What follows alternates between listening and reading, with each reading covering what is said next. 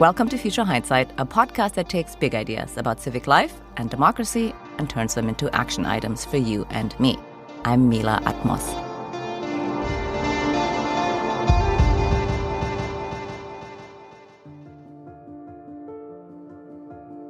Gun violence is routine in America. According to CDC estimates, 120 Americans are killed with guns every day. That's a staggering number, well beyond the news of mass shootings. The good news is that a majority of Americans support policies to prevent gun violence. In a recent Fox News poll, over 80% of the respondents are for background checks, making the legal age 21 to buy all guns, and requiring mental health checks on all gun buyers. While the headwinds from the gun rights movement are strong, everyday people are changing the calculus for lawmakers and thus making some legislative wins possible. As it is with so many issues in our democracy, gun safety advocates are in it for the long haul, with many ups and downs along the way.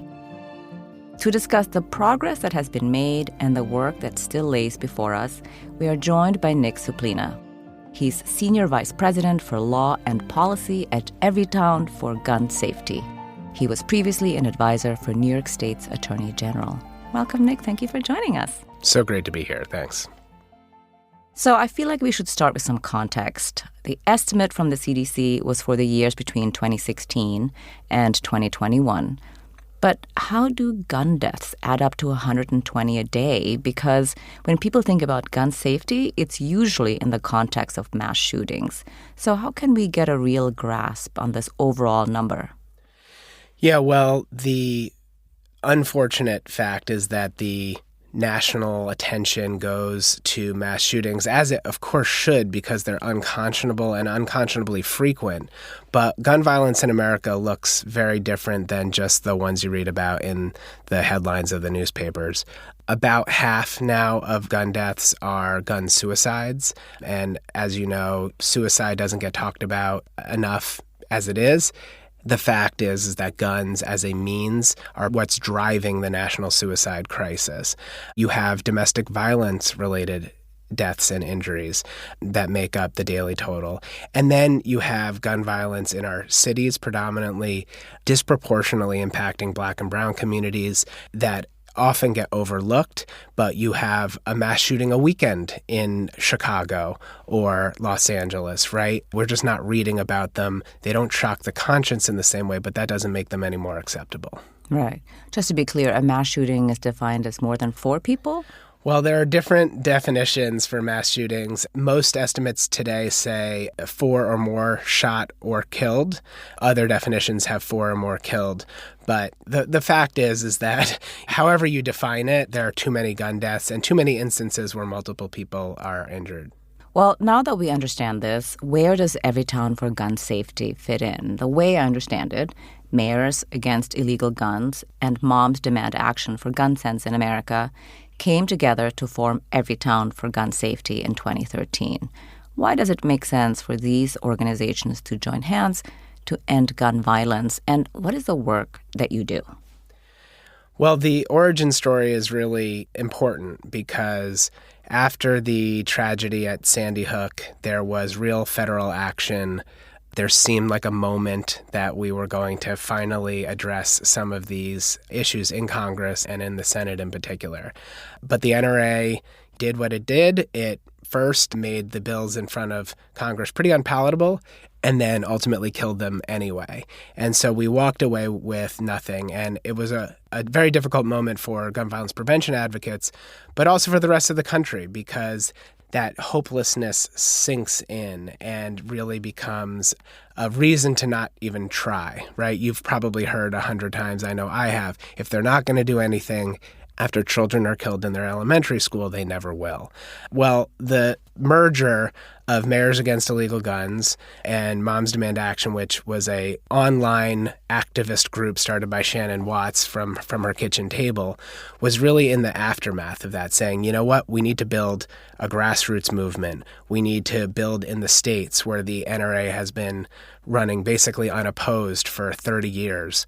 We need to build the infrastructure necessary to really fight the long fight, because it's going to be a really long fight. And we did that. And so Everytown for Gun Safety, which is sort of an umbrella for the mayors groups, Moms Demand Action, incredibly fast-growing Students Demand Action chapters, over 500 across the country, and the largest survivors network in the country. We are now everywhere. We are the largest gun violence prevention organization in the country, where we operate in all 50 states, hundreds of cities, and that's where the fight every day is for change. Yeah.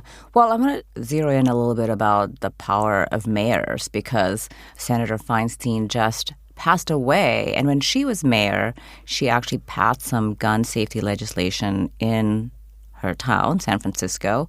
And I kind of wanted to highlight this to the listener, what mayors can do. You know, mayors are that first line of defense against gun violence. It's mayors that get the phone call at midnight that they have to show up to the scene of a stray bullet killing a toddler. They understand gun violence. And so mayors can help pass ordinances locally in some states. In other states, they've been robbed of that power quite intentionally. But they can pass ordinances about where guns are allowed or who is getting a permit for a firearm. But as importantly, they are a voice. They are the eyes that see what daily gun violence looks like, and they are an important voice in state legislatures, we have found, as well. And so we really value our mayors. We have, I think, over 2,000 current and former mayors in our network who, speak to the issue, testify in state and federal legislatures, and who themselves take actions locally to help prevent gun violence. So when we're talking about gun violence prevention policies, like you said, the mayors testify in these chambers in order to get laws passed, and you just mentioned Sandy Hook, where laws were not passed. I also said at the beginning in the intro that actually most Americans support policies, and the most popular common sense policy solutions that we hear about are background checks, extreme risk laws, also known as red flag laws, assault weapons bans, and repealing shoot first laws, which are also known as stand your ground laws. So from my point of view, it sounds nearly impossible to pass gun safety legislation. Although, in the wake of the Uvalde shooting in 2022, President Biden did manage to sign the Bipartisan Safer Communities Act into law. It establishes an enhanced background check process for gun buyers under age 21, provides federal funding to implement statewide, so state-by-state, red flag laws, disarms domestic abusers by addressing the dating partner loophole, and funds community violence intervention programs, among other items. And of course, Everytown was there at the table to help draft this bill. My question to you right now is, how did you get this bill passed into law, given everything that we just discussed? Yeah, it's quite a story, and it does not happen, I want to make this totally clear, without the 10 years preceding of building power in the states, right? Building power in the states, passing red flag laws at the state level, passing background checks at the state level, all the things you mentioned have a precedent and a popularity in the states. And that's part of this strategy, right, is building that foundation. But you're also building an infrastructure of activism. In the wake of Uvalde and Buffalo shootings, we had to confront that cynicism of, would we once again, try to move a bill in Congress? Would we be successful? We ended up driving with our partners over 10 million contacts into federal lawmakers. We heard from one senator that he was getting calls 10-1 in favor of the bill, which is almost the exact opposite of what the case was after Sandy Hook. We had protests. We had lobby days. We gave testimony. It was one of the most sustained 40, 4 days in the spring of 2022. Certainly of my professional life, it was a sprint, but it was a sprint at the end of a much longer race. We got it done because these are popular positions. We did the unthinkable in America in 2022 or 2023, which is we got 15 Republican senators to vote for this bill, which is really saying something. Now, this bill is a compromise bill. It is actually all good, which is remarkable. I'm a policy guy. You figure there's a lot of trading that happens to get something like this done. We gave up nothing negative. We did make compromises, and we know, and the president knows, and our supporters in the Senate know, that this is a foothold. This is a proof that we can get things done, but it's certainly not sufficient to address the problem of gun violence in America. But it is a great start. And actually, implementation of that law is one of our highest priorities right now as an organization, making sure all of the funding and executive actions that are supposed to happen under that law do happen and happen in a manner that is as strong and as life-saving as possible. Well, so now that we are about a year after the passing of that law, everything you just said, that you made compromises, it's a foothold, you're concentrating on implementation. How's it looking? What has the effect been? The effect in the states is real. There's nothing like the federal government saying we want to fund red flag laws, encouraging states that have red flag laws to implement them better. I should note that interventions like red flag laws are incredibly effective at both preventing mass shootings, but also in the area of suicide prevention. They're really designed to temporarily remove firearms from a person who poses a risk to others or themselves, and temporarily people are in crisis and they need that intervention. But some states do it better than others, and even some counties within some states do it better. So implementation is everything. This money makes all the difference. We've been meeting with state administrators across the country who now are like, oh, yes, we can really lean into this program. It's going to make a difference, and it is making a difference. The funding for community violence intervention programs, in addition to being meaningful, also gives the federal veneer of support, right? These are locally based, community-driven intervention organizations who know the communities they work in best. They can intervene with the highest risk individuals. They've been proven to work. And now you've got federal money flowing really for the first time to these programs, and cities and states are following suit, right? It's like, oh, we can put money towards this too. So this is all incredibly meaningful. And we are in that chapter of our movement where a lot of it gets technical. I love it, though. It should be a part of government. It should be a part of the day-to-day business of keeping Americans safe, should be understanding these policies and fully implementing them. But things are looking good. I can't state enough that the problem of gun violence is huge and complex, and patience is a real necessity if you're organizing or advocating in this space. But, this is a huge moment. I mean, the first federal legislation, meaningful federal legislation in 30 years is a big, big deal for our movement, and the policies in it are really, really strong. That's awesome. Well, talking about implementation, I have a question about, like you're saying, the funding is really important. How does that actually work? How does the funding make the policy come to life? So extreme risk laws are a great example. In some states, it's a tool that law enforcement can use. In others, it's law enforcement and families. And in others, it's law enforcement, families, and even school administrators or mental health or medical professionals. But the law is only as good as people knowing about it, right? All the professionals I just mentioned, if they don't know about red flag laws, if they don't know the process, if they don't know who's a good candidate to receive one, it's not going to happen. And so the funding allows states and really requires states, because to get the funding, you need to set up the infrastructure to do it, to say, oh, you know what, we're going to do law enforcement training programs. So police officers say, called out to a wellness check, to an address, can say, oh, there's firearms in the home. Maybe we want to make this application and remove these firearms until this person has recovered or gets the social services they need, right? It's a low impact, high yield solution that's much better, for instance, than locking folks up. the money makes that all possible and puts interest behind it. And now you can hire people to become good at training on this and on and on and on. So that's just one example of how the money makes a difference. Of course, there are other aspects of the law that are implemented at the federal level. We have seen hundreds of examples already of that enhanced background check you mentioned earlier, stopping sales that would not have been stopped in the prior regime. Now, the hardest thing about prevention is proving this negative, right? Mm-hmm.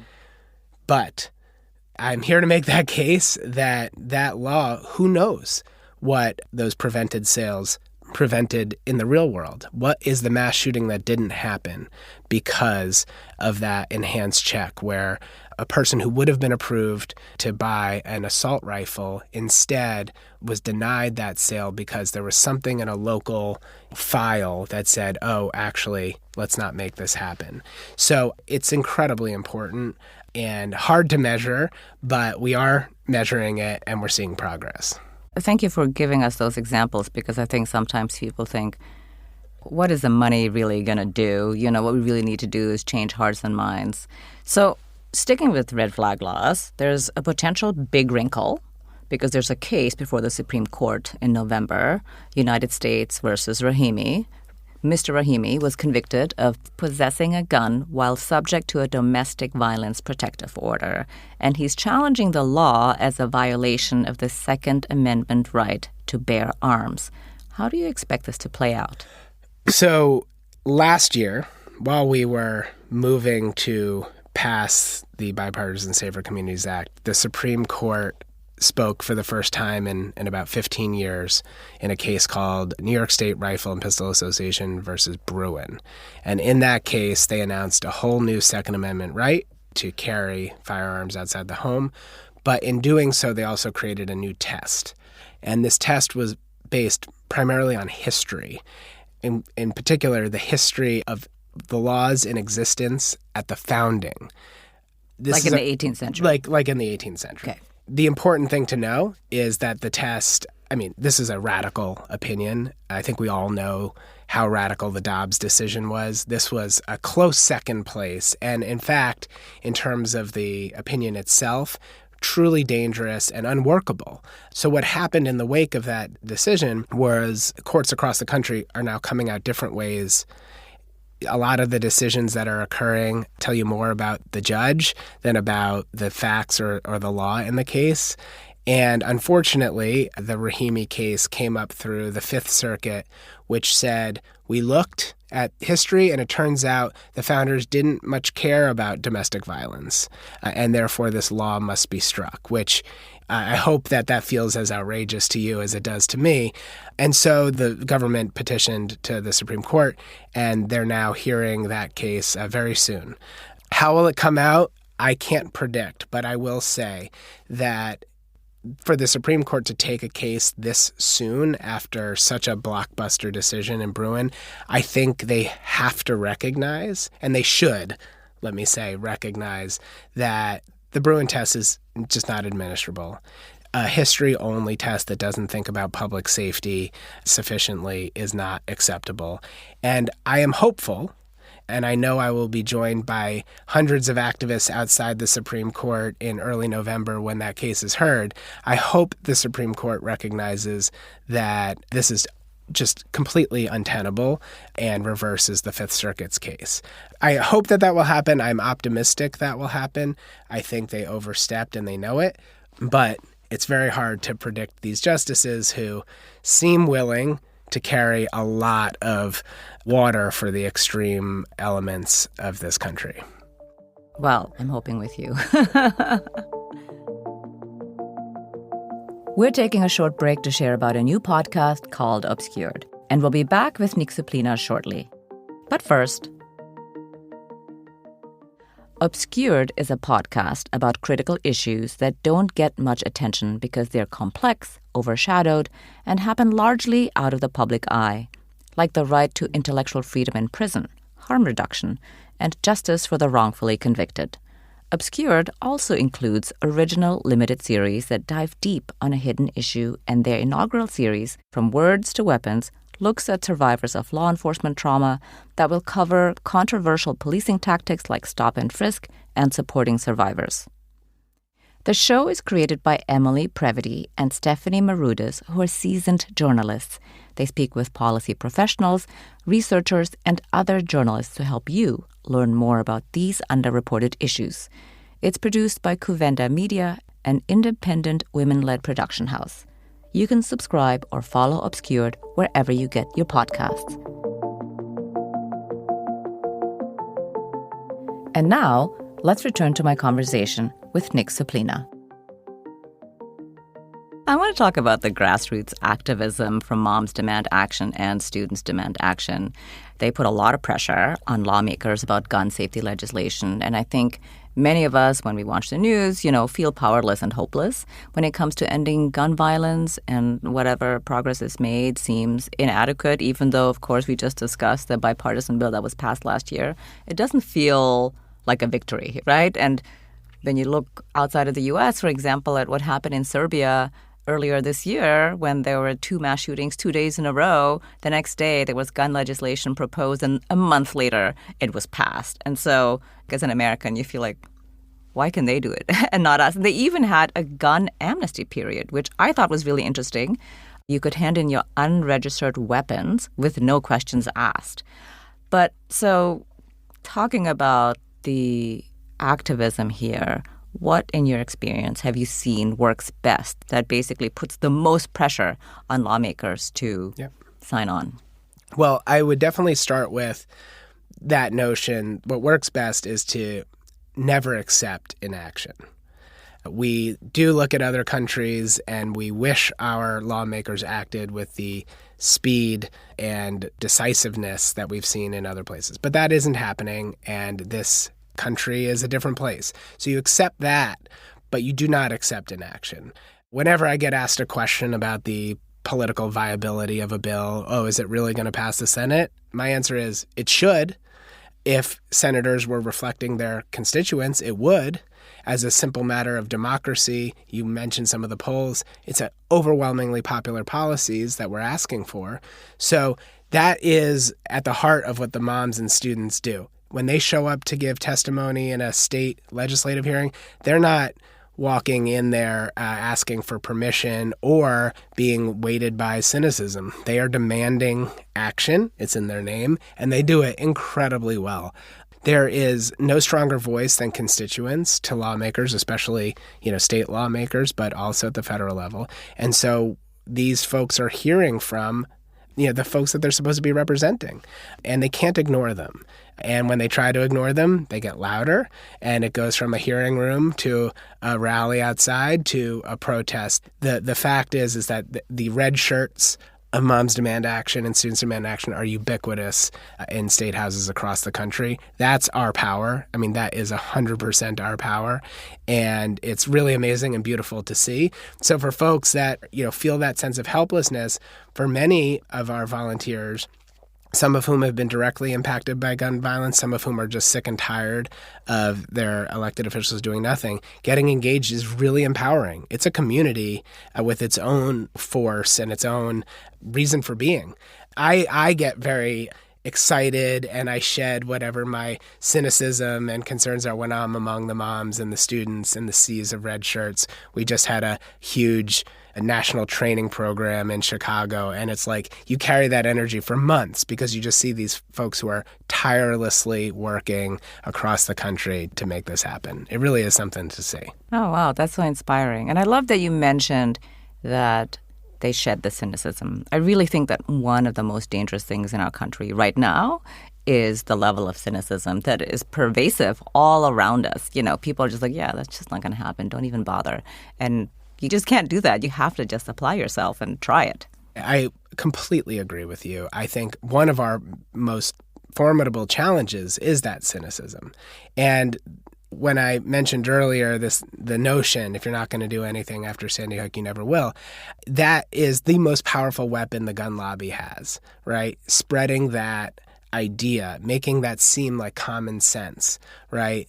No point in fighting because nothing will ever change. That is as big an obstacle to motivating folks to get out there than anything else. And so, yeah, the first thing that needs to go is the cynicism. And the reason to do it, though, is we are making progress, and wins beget wins beget wins. On top of that, we really have a duty to act. And so it's not really a choice. I was at a rally outside of the Capitol last year in the run-up to the federal bill. And we had a bunch of young students there, sweltering heat. They're waiting on this riser in front of the Capitol. And I said to one young woman, "Thank you for being here." And she's like, "Do I really have a choice?" And I thought that really captured for me the power in this movement. Young people in particular grew up in the school lockdown generation. They have had it. They're not cynical, they're angry, and I love to see it, but they are here on a mission, and we could all learn a lesson from that. Yeah, thank you for sharing that. So I just spoke about unregistered weapons being surrendered in Serbia, and one thing, obviously, that can easily circumvent all legislation in the U.S. is ghost guns. The Biden administration has just passed a law that requires that all ghost guns be registered, but what are ghost guns anyway? Because I think not everybody understands that. And why are they so dangerous? So a ghost gun really describes any homemade, and I'm putting scare quotes around homemade, do-it-yourself, unserialized firearm. The reason why they're an issue right now is the result of two phenomena. One is 3D printing, which is still a technology that's emerging, not really what's driving the ghost guns problem in this country, but, stay tuned because the technology is only going to get better. The other part of it, which is hard to describe with words instead of visuals, but essentially there is a key component of a firearm that the government treats as a firearm itself. If you think about it, that makes sense, right? Because you can't regulate a gun, but then take a gun apart and now it's not regulated, right? Is this like a VIN number for your engine? Well, it is the part that is in fact serialized, and it's the part that defines the firearm. So on a handgun, it's the frame, and on a semi-automatic rifle, it's the lower receiver. Think of it as like the key part, the heart of the firearm. What manufacturers in the gun industry decided to do to make more money and to circumvent the law was to just leave a few holes in that not drilled, a couple parts of it uneven and unmilled. The result for a while out of the federal government was they said, I guess that isn't a firearm because it's incomplete, which was then wrong. And the administration now has promulgated a rule clarifying that is not right. But the result is people are ordering online these kits. It comes with all the tools and drills and things you need to finish it. And in an hour, even an untrained person can have a fully functional, unserialized weapon. What this means is it's a end run around all federal and state law unless you deal with it directly. That's what the administration has done. Also being challenged in courts, winding its way through that process. But it was really important for the administration to do this because cities like New York have seen the number of ghost guns recovered in crime double and triple every year over the last 5 years. Lest it be surprising, who are the folks that are buying these? It's people who can't pass a background check. It's people who want to traffic in firearms and want to build unserialized weapons. We know that there's a market in criminal networks and the like that say, you can get me a gun that can't be traced, that has no record of where it came from. Yeah, that's the gun I'm going to use in the next assault, in the next homicide. So it's a huge problem. We are dealing with this problem affirmatively before it completely gets out of control. But of course, there's the gun industry, there's the gun lobby fighting even on this, because they've never met a gun regulation that is reasonable. All of it is so offensive to them. So it's a really important issue, and I'm glad that Biden administration's tackling it. Yeah, well, I hope it works. But as you said, it's hard to measure the thing that didn't happen. So in September, Governor Gavin Newsom in California signed a bill establishing a tax on firearms and ammunition, which basically doubles taxes on guns. adding an additional 11% to a federal tax that's between 10 and 11%. So the money raised will go to a lot of these preventive programs like state program on violence diversion, after-school programs for at-risk youth, mental health services for students and teachers. And this totally reminds me of the cigarette tax in New York City and how that helped lower smoking rates. So when it comes to cigarettes, research has shown that every 10% increase in the price of cigarettes reduces consumption by about 4% among adults and about 7% among youth. So what do you make of this firearms tax, and what do you expect the effect to be? Great question, and a really interesting approach in California. We really supported this bill. It's a kind of first of its kind, and so we'll have to see how effective it is. I think raising the price, the statistics you presented are, hopefully we can see similar or better results. But what this bill also does is recognize, I think, a really important part of our work that is the least talked about a part of gun violence, which is there's an industry that's making billions of dollars every year off of what? Our suffering, the death and destruction of our communities. Guns are the leading cause of death of children and teens in this country, and the gun manufacturers have not blinked. They keep making more and more guns, and they keep flooding the streets with them, and they keep trying to weaken laws about it. So what does a tax like this do? And it's an excise tax, essentially. It says, we're going to need to start offsetting the costs of your product. You are externalizing the costs of your product. And in fact, gun violence in the country costs us direct and indirect over $550 billion a year, right? When you factor in all of the taxpayer costs, the loss of income, the loss of quality of life. So somebody's got to pay for it. And it should be the industry. And that's who's getting taxed in this framework. And so I like it. I like it because it starts to offset those costs. I like it that it funds these critical programs that can help reduce gun violence. But I like it most because it helps tell the untold story that there's a business that is making decisions today that are making us less safe, and they should be connected to the problem of gun violence, and that's what this tax does. Yeah. Actually, I feel like I don't even know, how much do guns cost? Well, they vary. There must be there's a pretty wide wide range. range. But sort of like, you what's sort of like an entry-level gun? An entry-level, inexpensive handgun, it will, run you $250, something in that area. You can spend as much as you want, up the chain.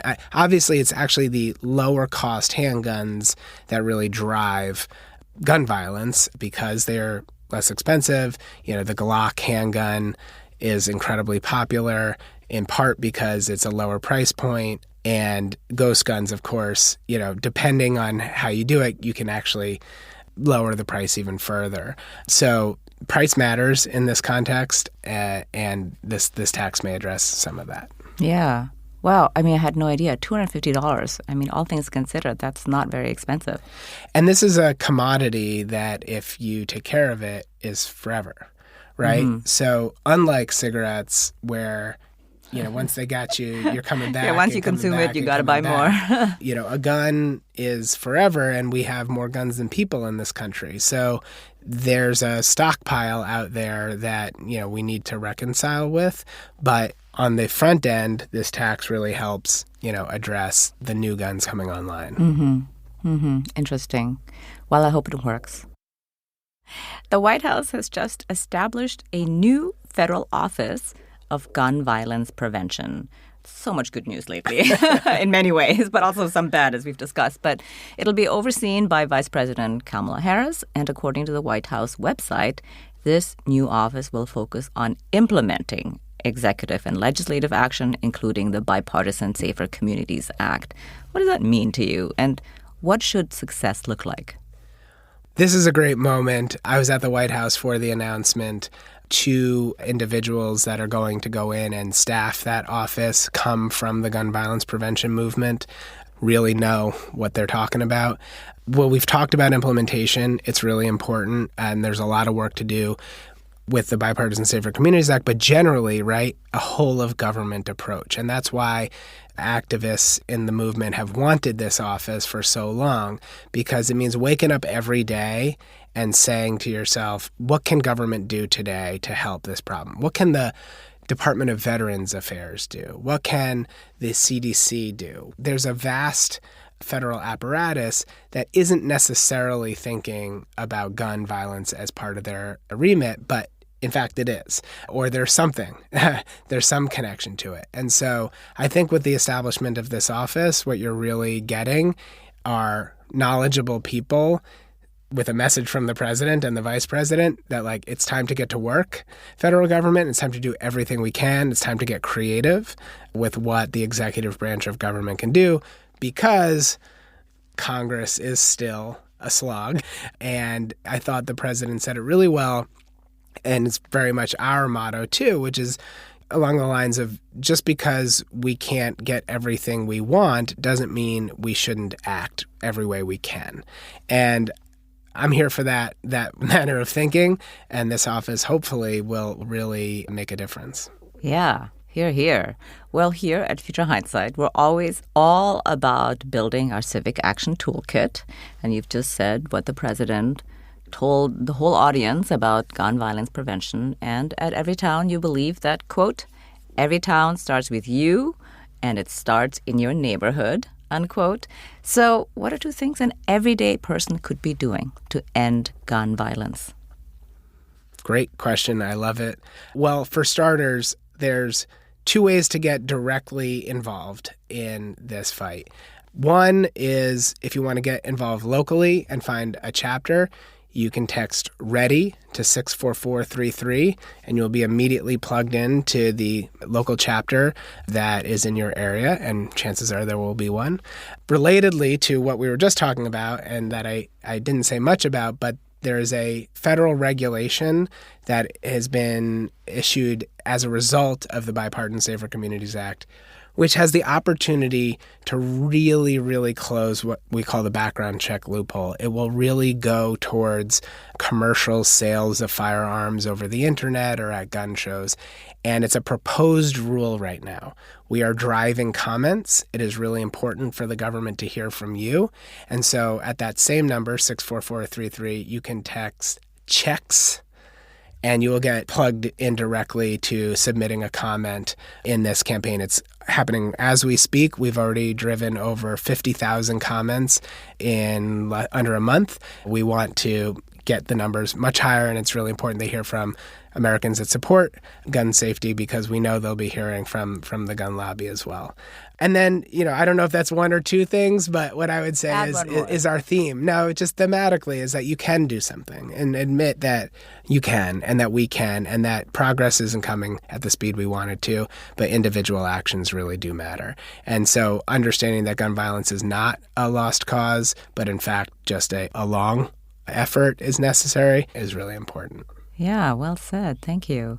So as we are closing out our conversation here today, looking into the future, what makes you hopeful?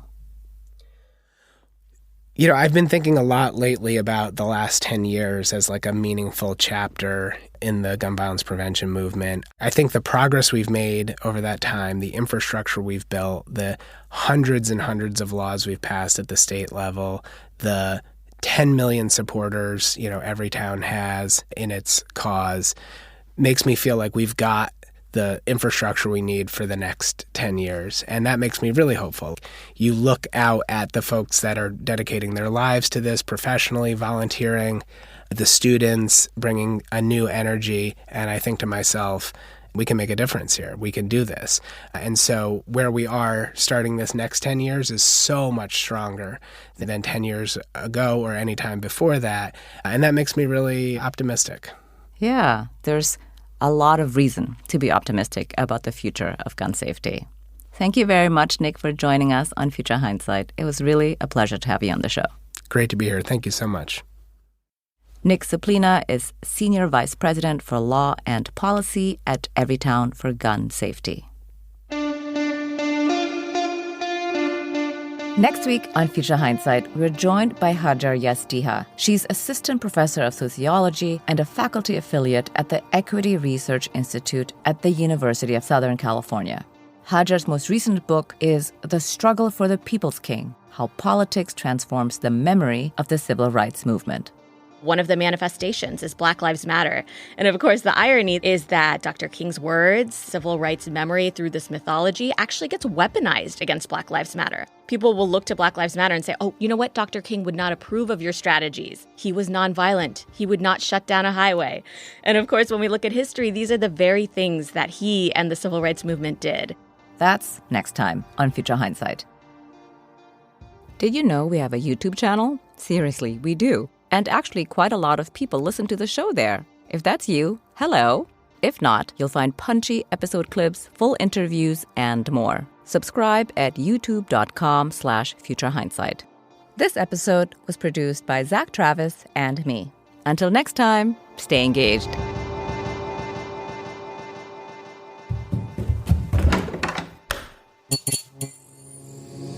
This podcast is part of the Democracy Group,